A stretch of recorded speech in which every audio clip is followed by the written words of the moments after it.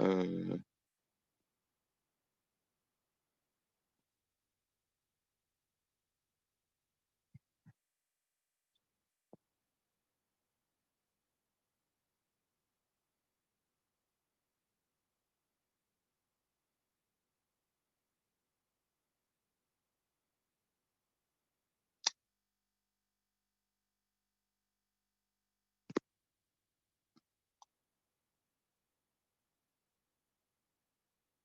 ok. Ben on commence directement. Je vais encore attendre un petit peu.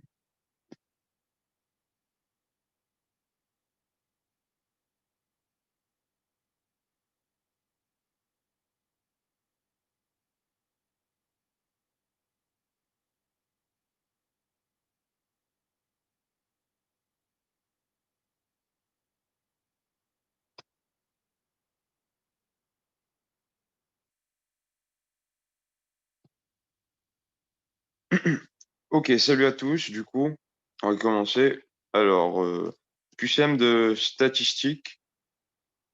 Euh, je, je crois qu'il y en a 7 et 3 qui ne sont pas du coup de la stat, vu qu'en gros, bah, on va dire que vous avez pas assez fait de cours. Enfin bref. Ok, question 1. Alors, les notes sur 20 à un examen dans deux classes différentes de 7 élèves sont les suivantes. Classe A, 7, 9, 10, 11, 14, 16, classe B, bref, voilà. Parmi les propositions, nanana. Ok. La distribution des notes est symétrique dans les deux classes. Alors, pour voir la symétrie, du coup, on doit d'abord trouver la valeur médiane. Alors, enfin, approximativement, quoi. Dans la classe A, on va dire que c'est le 10 à peu près, et qui, du coup, on voit bien que ici, la distribution est effectivement symétrique par rapport à la première valeur, mais par contre, à la deuxième valeur, elle ne l'est pas du tout. La classe B, c'est totalement pareil. Donc voilà. Euh, donc on ne peut pas dire que les distributions soient symétriques. Par contre, si par exemple à la place du 7, enfin à la place du 7, on aurait enfin 8 et de l'autre côté, on aurait un plus 1, là ce serait bien symétrique. Donc on pourra même voir en schéma, tout ça, en représentation graphique, que ce sera symétrique, tout ça. Voilà. Ensuite, les médianes de notes des deux classes sont identiques.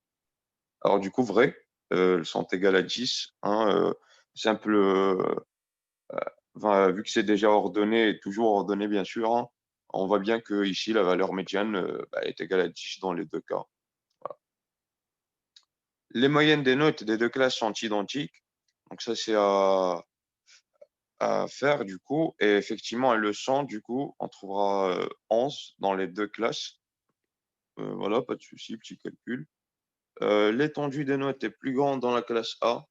Alors, c'est faux, du coup, parce que du coup, 14 moins 7, ben, ça donne un 7, alors que 15 moins 5, ben, ça donne 10. Donc, l'étendue, simple J'avais calcul. j'avais une question. Oui, ouais, bien sûr. Est-ce que tu peux me dire la méthode pour la moyenne, s'il te plaît? Euh, yes, ben, pour la moyenne, en gros, c'est 1 sur n fois les xi classiques. Hein. Et tu Enfin, additionnes tout et tu dis, enfin, nous, il y ouais, avait une t'additionnes tout et tu divises par la valeur, enfin, le total, quoi. Ah, ok, parce on avait aussi une autre méthode, mais du coup, je savais pas si, laquelle t'avais fait. Ça va, merci. Ok, ok. Après, ça, c'est vraiment le cas le plus simple pour le coup. C'est vraiment la distribution discrète et tout, donc pas de souci là-dessus. Mais je sais pas de quel cas tu parles, mais c'est possible qu'il y ait une autre méthode pour d'autres cas. Voilà, Merci. cool. Ensuite, un nuage de points permet de représenter ces données quantitatives à deux dimensions. Alors du coup, c'est faux, hein, parce que du coup, c'est pas des données à deux dimensions en fait, c'est juste qu'on a deux classes. Ok. Question 2. La taille d'un échantillon est le nombre d'éléments constituant l'échantillon. C'est vrai. Voilà. Euh, un échantillon biaisé est un échantillon qui constitue une image réduite de l'ensemble de la population. Alors, c'est faux. Parce que du coup, c'est la définition d'un bon échantillon, hein. Un échantillon, biaisé, qui a un biais et du coup, enfin, il a été choisi mais ne constitue pas une image réduite de l'ensemble de la population. Donc en gros, enfin, voilà. La classe qui contient le plus grand nombre de sujets est appelée la classe modèle. C'est vrai, voilà, classico et du coup, sachant que pour rappel, on peut avoir plusieurs classes modèles, tout ça, hein. Généralement, le statisticien étudie le caractère sur l'ensemble de la population. Alors, c'est faux. Forcément, c'est faux parce que du coup, on prend en général un extrait de la population tiré au hasard. En gros, effectivement, le mieux, ce serait de le faire sur l'ensemble de la population, sauf que, la plupart du temps, ce n'est pas possible, du moins pour des cas, comme étudiant en médecine, tout ça. Ensuite, la stratification consiste à subdiviser la population en sous-groupes, puis à choisir l'échantillon en tirant au sort dans chacune des strates. C'est vrai. Du coup, je vous ai mis cet système car il y a écrit «choisi» et ça peut paraître faux, mais c'est quand même écrit dans le poli comme ça, donc voilà. Ensuite, dans un Juste avant de histogramme, continuer, tu peux juste oui, redonner la pour savoir si la 1A, elle était juste ou fausse? la 1A, 1A. elle était, fausse, du coup. OK, OK. merci. Ensuite, QCM3 du coup, dans un histogramme, la hauteur du rectangle est toujours proportionnelle à l'effectif. Alors, piège classique, donc c'est faux parce que du coup, c'est le cas uniquement si les intervalles des classes ont tous la même largeur. Du coup, sinon, ce n'est pas le cas, voilà.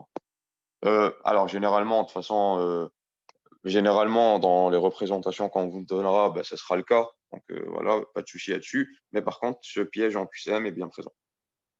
Le polygone des fréquences joint les centres des rectangles d'un histogramme. Du coup, c'est faux, puisque du coup, c'est les milieux des bases supérieures des rectangles et non pas le centre. La courbe des fréquences joint les centres des rectangles d'un histogramme. C'est toujours faux, du coup. Attention à ne pas confondre courbe des fréquences et polygone des fréquences, parce que du coup, la courbe correspond au polygone des fréquences quand celui-ci devient une ligne continue. Voilà. La moyenne et la médiane ont la même unité. C'est vrai, du coup, ça sera l'unité des xi, des valeurs observées, contrairement à du coup, la variance qui, elle, ce sera les xi carrés. Attention, possibilité de piège là-dessus. La médiane est plus influencée par les valeurs extrêmes que la moyenne. Du coup, forcément, c'est faux, parce que du coup, la médiane, on prend vraiment les valeurs indépendamment des autres. Donc, forcément, elle n'est pas plus influencée ou bien au contraire que la moyenne. Ensuite, QCM4, du coup. Alors, le schéma représentant les effectifs cumulés du nombre de femmes dans chaque classe à propos du nombre d'enfants par femme en Colombie, voilà, bref. Et du coup, on voit bien le schéma, du coup. Alors là, ce schéma est un histogramme, donc c'est faux. C'est un diagramme en bâton, voilà. La classe modale est 7 enfants, donc c'est faux aussi, parce que du coup, la classe modèle est celle pour laquelle l'écart entre effectifs cumulés de classe moins effectifs cumulés de la classe précédente est le plus grand. Là, du coup, en gros, c'est là où le saut est le plus grand. Enfin, vous voyez, genre, en gros, c'est là où il y a la plus grande augmentation euh, en comparaison de la classe précédente. Donc ici, c'est la classe 2 enfants, pour le coup. Je ne sais pas si vous avez saisi le truc, mais dites-moi si jamais. Voilà, posez-moi des questions. Ah, par contre, je crois que je n'ai plus accès au chat. Discussion, ok. Ok, parfait. Ensuite, du coup, la médiane est de 4 enfants. Alors, c'est toujours faux, du coup, parce que la médiane est la valeur qui qu'il laisse de part et d'autre un nombre égal d'observations, pour rappel, hein. Et c'est donc la valeur entre la 40e et la 41e pour le coup ici, puisqu'on a un effectif de 80. Et dans notre cas, la médiane est donc 3 enfants, puisque les valeurs 40 et 41 sont dans la distribution de 3 enfants. Enfin, vous voyez, genre, en gros, c'est inclus dedans. Donc, ça sera ça, la valeur médiane. Alors, 38 sur 80 des mères colombiennes ayant participé à l'étude ont 1 ou 2 enfants. C'est vrai, du coup, car l'effectif cumulé des classes 1 enfant et 2 enfants est égal à 38 pour un effectif total de 80. Voilà, pas de souci là-dessus. Ensuite, QCM5, du coup, soit 2 séries de mesures A et B représentant le pouls au repos de 6 patients différents d'un service de cardiologie, distribution, voilà. Alors, la moyenne de la série A est plus grande que celle de la série B. Donc là, calcul encore une fois. Là, les XI sur N. Et du coup, c'est faux, puisque du coup, les moyennes sont strictement les mêmes. En effet, le total des valeurs est le même pour les 2 séries, du coup, observées. Donc, un simple calcul ici. Ensuite, ces 2 séries n'ont pas de médiane. Donc, c'est toujours faux. Il y a toujours une médiane pour chaque série, en fait. Pour rappel, du coup, pour le coup, ici, la distribution respecte l'ordre, mais si jamais on vous donne une distribution qui ne respecte pas l'ordre des trucs, il faudra bien ordonner. Donc, si jamais on inversait, par exemple, 70 et 80, tout ça, donc il faudra bien réordonner le truc et ensuite, pour la médiane, en tout cas, faire ça. Voilà. Pour du coup, la moyenne, on s'en fout un petit peu. Ça passe dans tous les cas. Voilà. Et du coup, la médiane, pour la série A, elle est entre 80 et 90. Pour la série B, elle est entre 75 et 95. OK. Le mode de la série B est 105. Alors, du coup, c'est faux, parce que du coup, le mode de la série B n'est pas la valeur maximale, c'est la valeur dominante. Donc, en gros, alors, piège ici, dans le cas des distributions comme ça, en fait, il faudra faire, pas forcément le faire, mais en gros, il faudra imaginer le tableau le tableau de la distribution des effectifs, en gros, les, euh, les fréquences absolues de chaque valeur. Parce que du coup, ici, on a les XI et non pas les fréquences absolues. Donc, en gros, au lieu de se dire que la classe modale, ce sera la valeur maximale, c'est faux. Parce que du coup, ce sera la valeur qui se répétera le plus de fois. Donc, en gros, ici, c'est-à-dire celle dont la fréquence est maximale. Ici, c'est 95 pour le coup, qui se répète 2 fois, contrairement aux autres qui ne sont qu'une seule fois. OK. Ensuite, la moyenne de la série A est 500 sur 6, qui est égale à peu près 83. Donc, c'est vrai.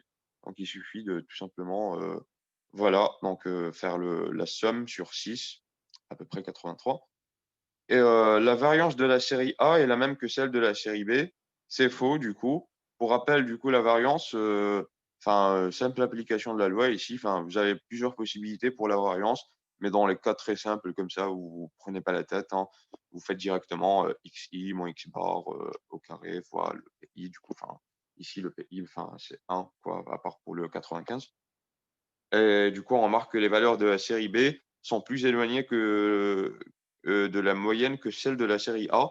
Par conséquent, la variance sera différente dans les 2 séries. Elle sera plus grande dans la série B.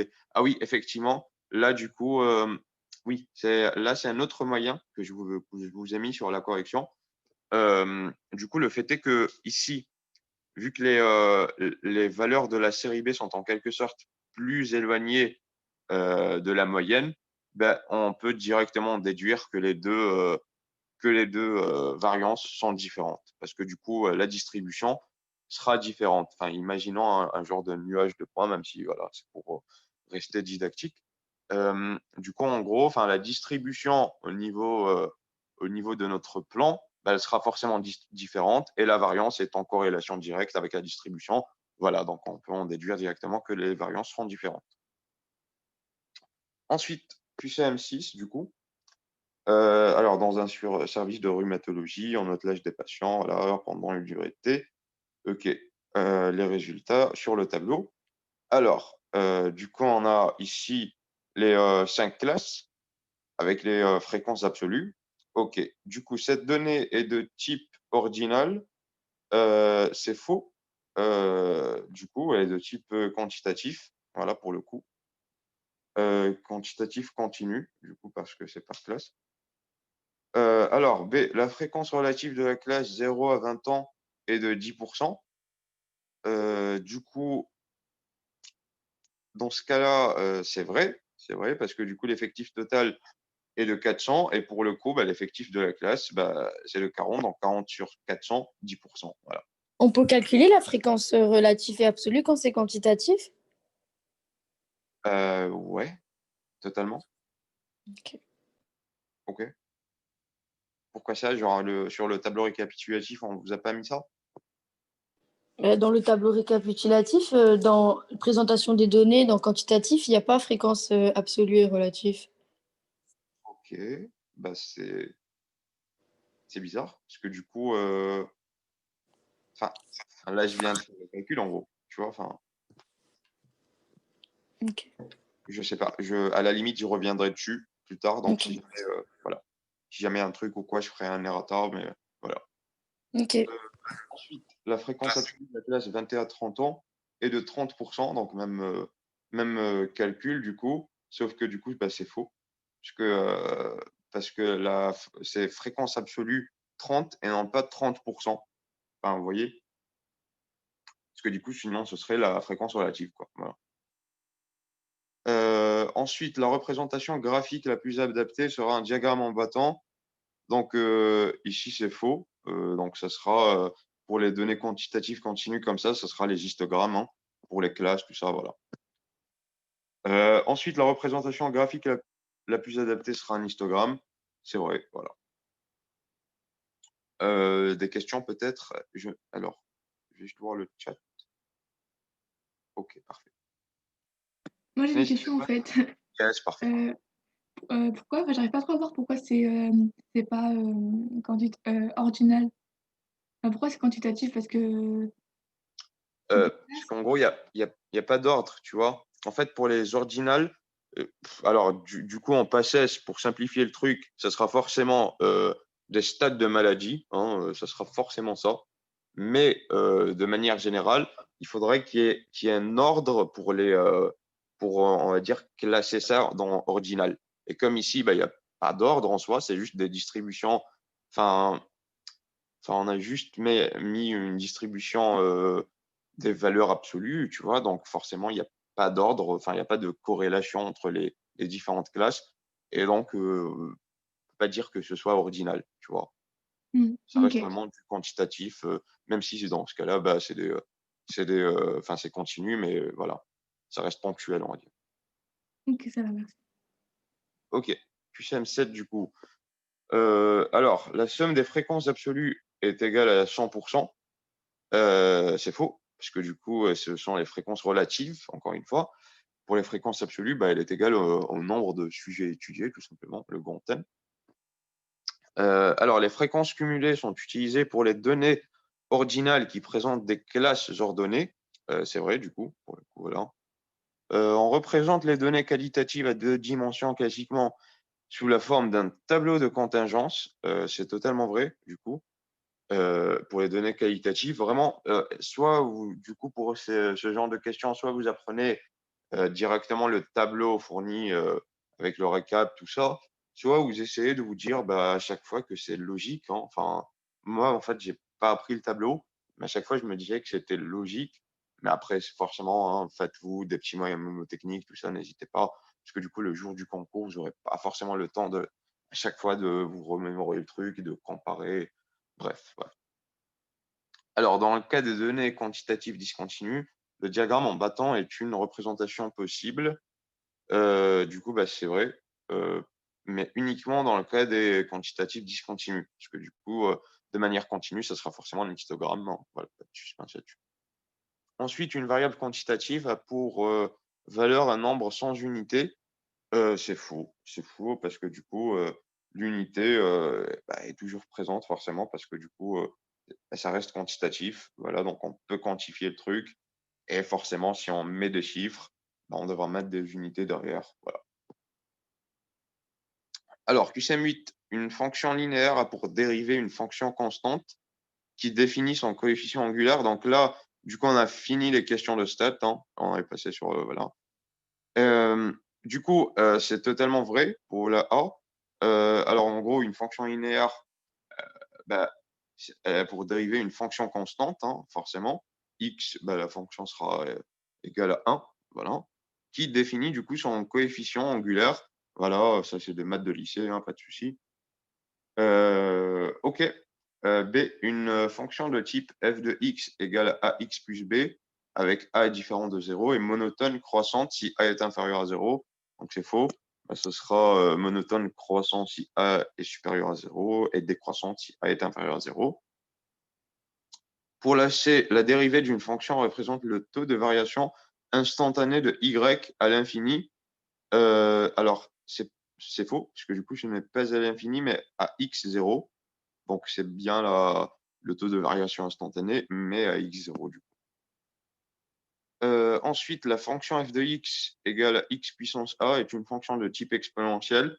C'est faux. Du coup, avec la e, la fonction f de x est égale à a puissance x est une fonction de type puissance, c'est aussi faux. Donc, la fonction puissance, c'est x puissance a, forcément, alors que la fonction exponentielle, c'est a puissance x. Voilà. Du coup, la variable ici sera le x et non pas le... Voilà. OK. Si vous avez des questions, n'hésitez pas encore une fois. Hein. Ensuite, QCM9, du coup, si l'on porte des variations de fonction y de t est égal à expo kt dans un graphe semi-logarithmique parmi les propositions suivantes, laquelle ou lesquelles sont exactes. Alors, ln de y est égal à kt plus ln de a. Donc ça, c'est totalement vrai. Parce que du coup, en gros, moi, je vous conseille de directement introduire le ln sur votre fonction. Donc, ln de y est égal à ln de expo de kt. Donc, c'est kt, parce que du coup, le ln et le exponentiel s'annulent. Plus ln de a, du coup, parce que du coup, ln de a fois b, c'est égal à ln de a plus ln de b. Voilà. Ln de y est égal à k expo t plus ln de a. Donc, ça, c'est faux hein, directement, puisque le expo s'annule avec le ln. C, on obtient une droite, donc c'est totalement vrai, parce que du coup, on a une fonction qui est, dans ce cas-là, qui est de type ax plus b, en quelque sorte. Hein. Sachant que notre A ici, c'est le K, notre variable ici, c'est le T, et le B, c'est le ln de A. La transformation logarithmique ne peut pas se faire que par l'utilisation de papier semi-log. Donc, c'est faux. Au contraire, c'est fait sans calcul par l'usage du papier semi-log, en fait. Donc, voilà. Ensuite, dans un graphe semi-logarithmique, aussi bien l'axe des abscisses que des ordonnées peuvent porter l'échelle logarithmique. C'est vrai, du coup, ça sera, effectivement, ça sera uniquement une seule échelle, mais par contre, aussi bien l'une que l'autre peut la porter. Voilà. Contrairement à un graphe en log-log, du coup, ce seront les deux échelles qui la porteront. Ensuite, QCM 10. Dites-moi si vous avez des questions, encore une fois, n'hésitez pas. Hein. La loi des gaz parfaits est définie par PV est égal à nRT, voilà. On exprime les variations de pression par P est égal à nRT sur V. Parmi les assertions suivantes, laquelle ou lesquelles sont vraies? Alors, du coup, pour les dérivées partielles, alors la dérivée partielle de P par rapport à T est égale à nRV. Donc ça, c'est faux. Ici, la dérivée partielle de P par rapport à T est égale à nRV moins 1, enfin puissance moins 1. Parce que du coup, en gros, pour dériver partiellement, il y a le T qui saute en quelque sorte, parce que du coup, ce sera par rapport à T. Et du coup, ce qui nous reste, ce sera NR sur V ou NR V puissance moins 1. Voilà. Donc, voilà, la C, du coup, est fausse, forcément.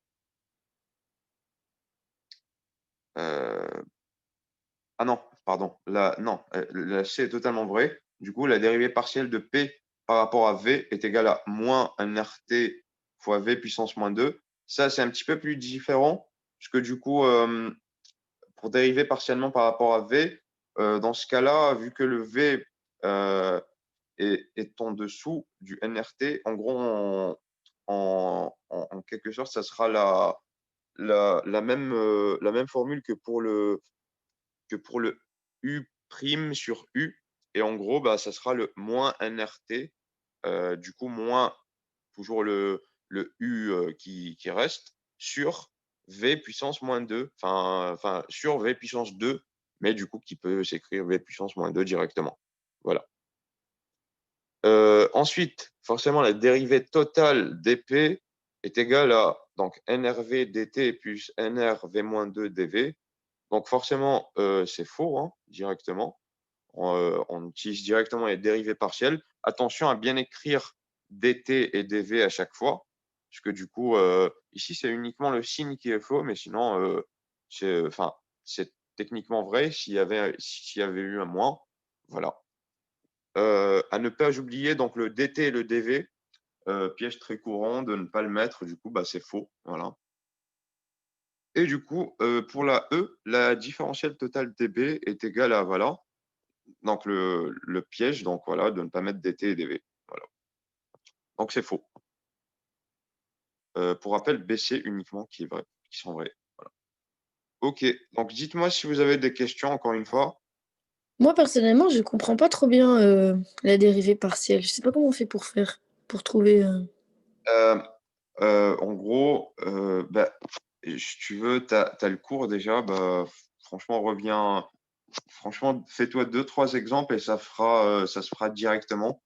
Enfin, dès que tu as la technique, c'est totalement simple. En gros, tu essaies de, en quelque sorte, faire sauter ce qui est écrit après le par rapport. En gros, ici, dans le cas de la A, par exemple, la dérivée partielle de P par rapport à T. Donc, déjà, de base, bah, la plupart du temps, ça sera ce genre d'exemple-là. Donc, déjà, de base, il faudra bien sortir notre P en quelque sorte. Donc, il faudra écrire P est égal à NRT sur V et non pas rester sur notre formule de base qui est égale à, enfin, PV est égal à NRT. Et ensuite, bah, vu que le T ici est au-dessus du truc, bah, ça ne pose pas de problème vu que ça saute directement. On considère que le T est une constante dans ce cas-là. Et du coup, bah, la dérivée de la constante, forcément, bah, est égale à 0. Et du coup, bah, ça saute. Tu vois le genre?